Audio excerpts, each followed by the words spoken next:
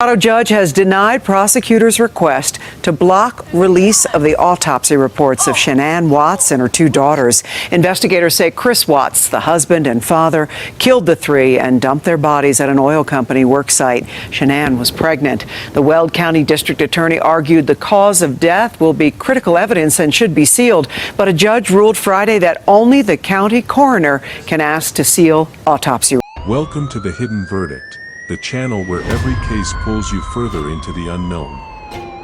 Hit subscribe and step with us into the darkest corners of the human mind. The story most people believe about Chris Watts and Shanann Watts begins with a confession, a courtroom, and a man who finally admitted to what he had done. But what if the truth didn't start there? What if the real story, the one that couldn't be shaped, twisted, or controlled, began in silence beneath the ground where Shanann Watts was found? Because long before Chris Watts spoke, Shanann Watts' body had already told its own story. When investigators uncovered Shanann Watts, the case against Chris Watts seemed clear. A husband, a father, a man who shattered the image of a perfect family. But beneath that surface, the autopsy of Shanann Watts revealed details that went far deeper than what the public initially understood about Chris Watts. Details that didn't just confirm what happened, but hinted at layers that were never fully explored.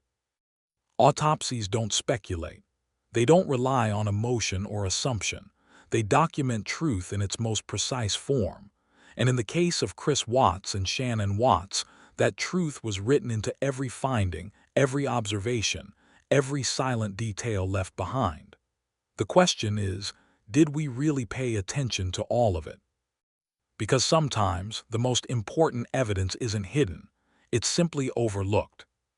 If you're drawn to stories where the truth goes beyond what's commonly told, take a moment to like and subscribe so you don't miss what comes next. These are the cases where details matter. As we begin to re-examine what Shanann Watts' autopsy revealed about Chris Watts, one thing becomes clear. This wasn't just a case that was solved. It was a case that may not have been fully understood. WATTS. Wow. What's going on right now around your house? Right now it's, you got K9 units, the sheriff's department. Everybody's like, they're doing their best right now to figure out like if they can get a scent, see where they went. If they went on foot, they went in a car, or they went somewhere. And right now it's just like they've been on point. They're going through the house trying to get a scent, and hopefully they can pick something up to where it's going to lead to something. What happened? Your wife came home. Tell me what's. She came home from the airport 2 a.m. and I left around 5:15. She was still here, and like about 12:10 in that afternoon, her friend Nicole showed up at the door. Like I had texted Shanann a few times that day, called her, say, but she never got back to me, but she wasn't getting back to any of her people as well. And that's what really concerned a lot of people, is like, if she's not getting back to her, like if she doesn't get back to me, that's fine, like she gets busy during the day, but she didn't get back to her people, which was very concerning. And Nicole called me when she was at the door, and that's when I came home. And then walked in the house and nothing was vanished, nothing was here. I mean, she wasn't here, the kids weren't here. Nope, nobody was here. What's your wife's name?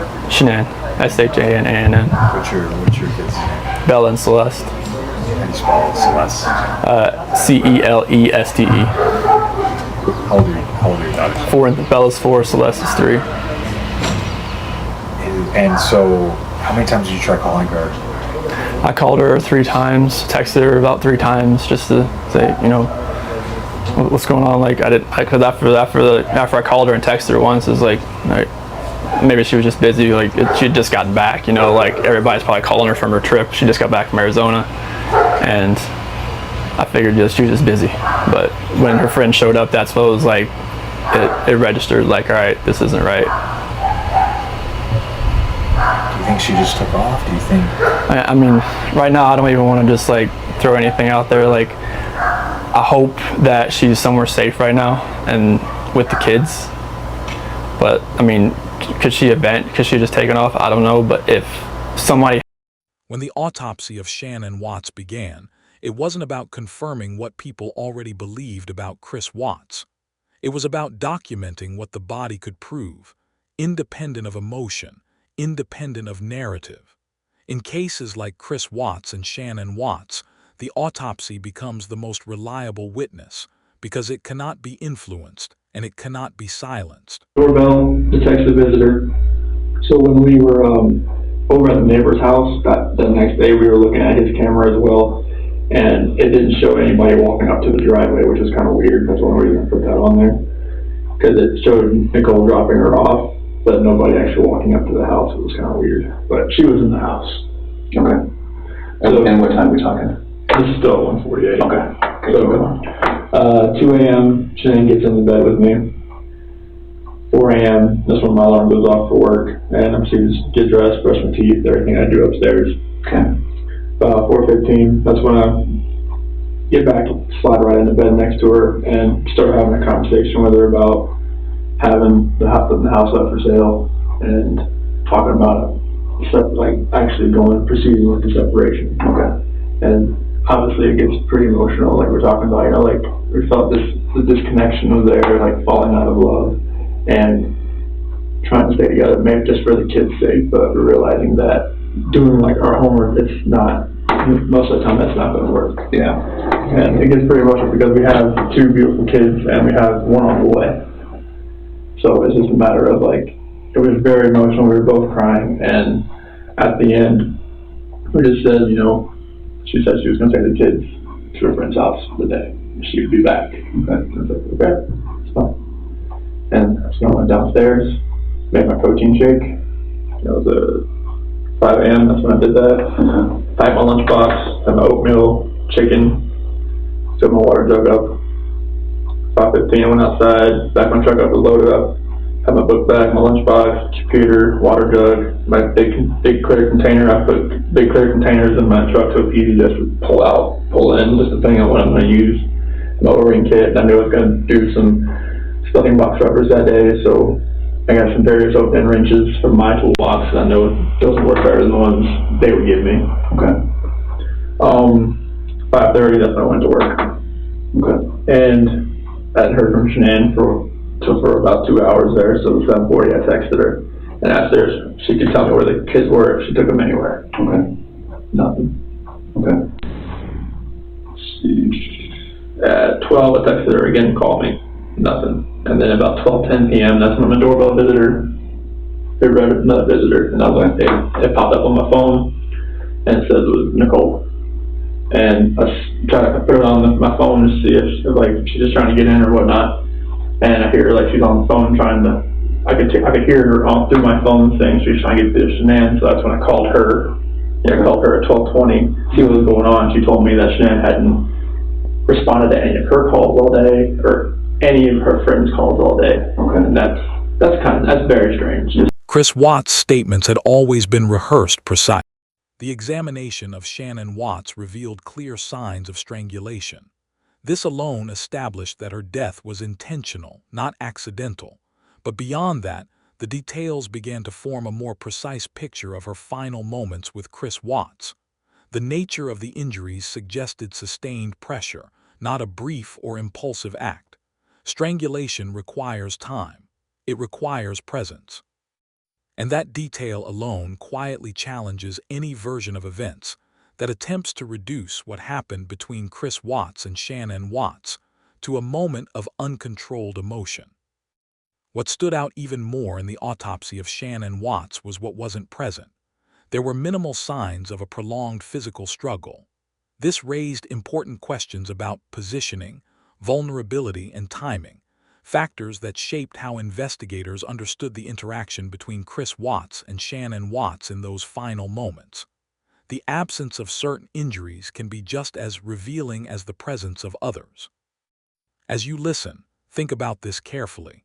Do you believe every detail in cases like Chris Watts and Shanann Watts is always fully understood the first time it's presented? Let me know your thoughts in the comments. Because as the findings from Shanann Watts' autopsy continued to unfold, they didn't just confirm a crime. They began to reveal a level of control, intent, and quiet calculation in Chris Watts that went far beyond what many initially saw. Happened. And I feel like you're probably ready to do that. I didn't lie to you on that polygraph, I promise. Chris, I know. stop. It's time. Just stop for a minute. Take a deep breath. I want you to take a deep breath right now.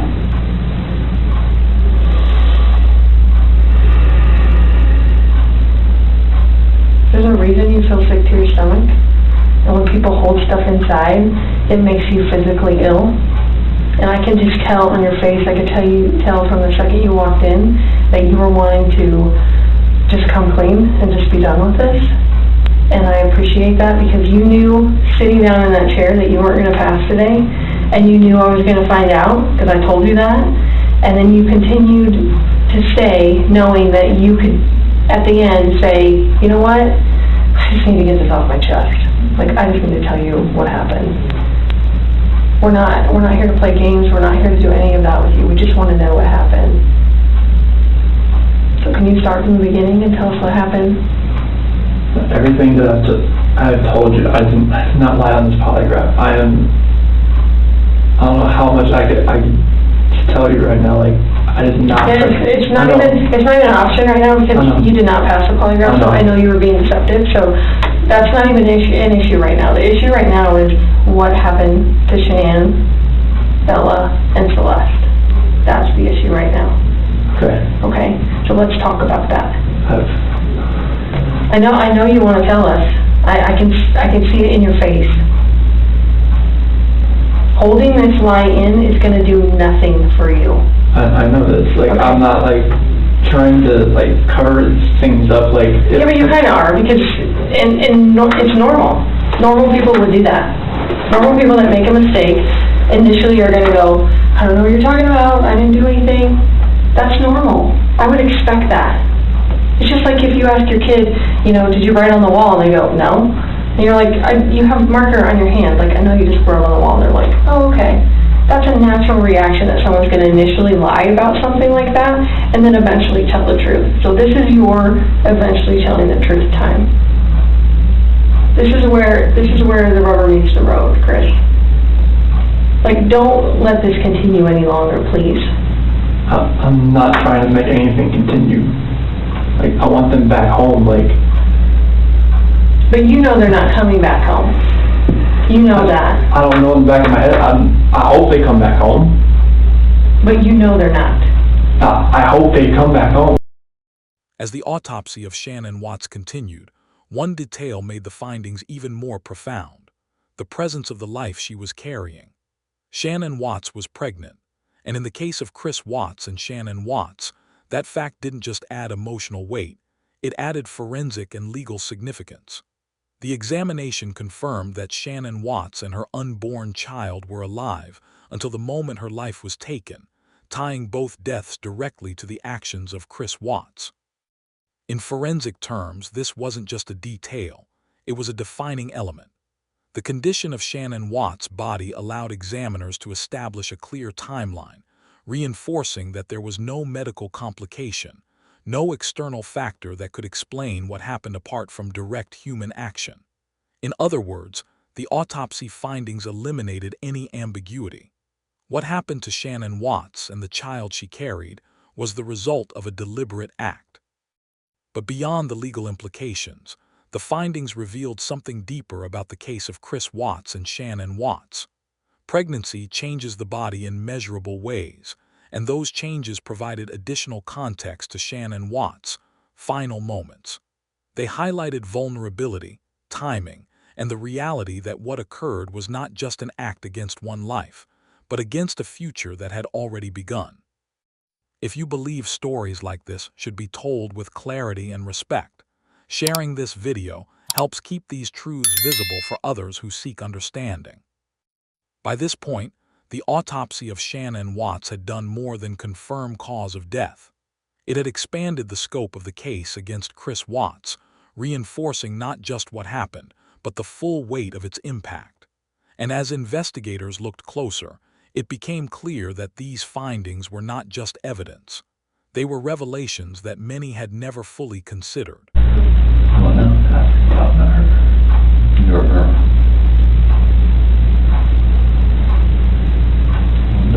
after that for a long time. So she started hurting kids. Paper.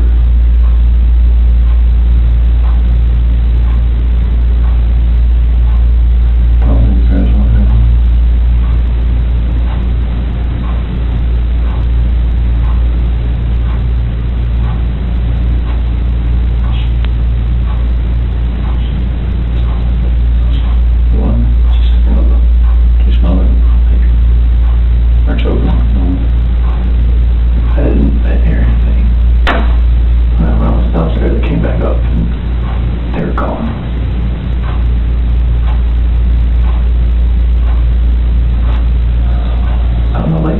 of that. Talking to her about that. Talking to her about separation and everything, about thinking she lost it. I don't know, like, what else to say, like, I freaked out.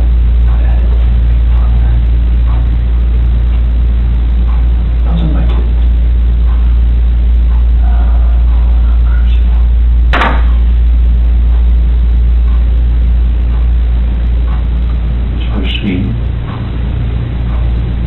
That one time you were leaving the place and going to work, and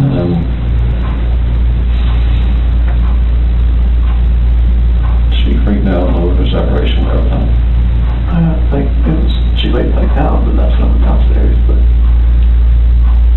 I heard like a little commotion upstairs, but I didn't think anything of it. And then you went back upstairs and she was never. I can see, like, she was on top of me. Well, choking her for her. Did she kill her?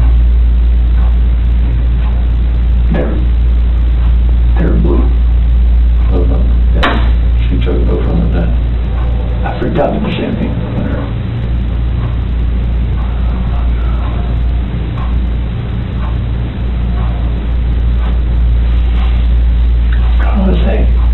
I don't say that.